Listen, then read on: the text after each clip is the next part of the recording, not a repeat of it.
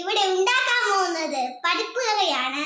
പരിപ്പ് കറിക്ക് വേണ്ട സാധനങ്ങൾ: ഒരു കപ്പ് പരിപ്പ്, ഒരു സവാള അരിഞ്ഞത്, ഒരു തക്കാളി അരിഞ്ഞത്, 3 പച്ചമുളക് അരിഞ്ഞത്, 1.5 ടീസ്പൂൺ ഉപ്പ്, 1/4 ടീസ്പൂൺ മഞ്ഞൾപ്പൊടി, കുറച്ച് വെള്ളം ഇവയാണ്.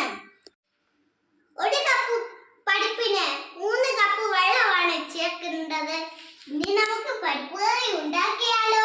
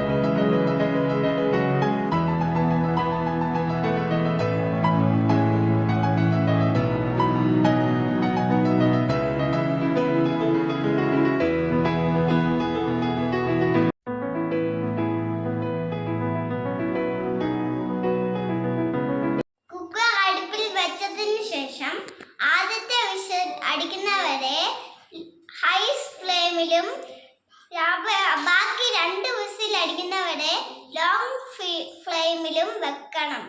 നമ്മുടെ കറി റെഡി ആയിട്ടുണ്ട്. നമുക്കിതൊന്ന് തുറന്നു നോക്കാം.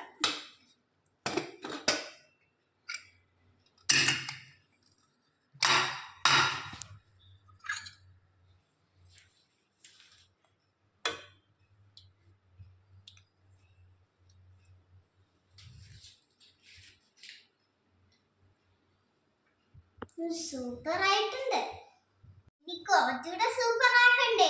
അതിനായിട്ട് നമുക്ക് ഇതിനകത്തോട്ട് താളിച്ചൊഴിക്കാം. താളിച്ചെടുക്കാൻ ഒരു പാത്രത്തിൽ കുറച്ച് എണ്ണ ഒഴിച്ച് അത് ചൂടാകുമ്പോൾ കുറച്ച് കടുക് ഇട്ട് അത് പൊട്ടിക്കഴിയുമ്പോൾ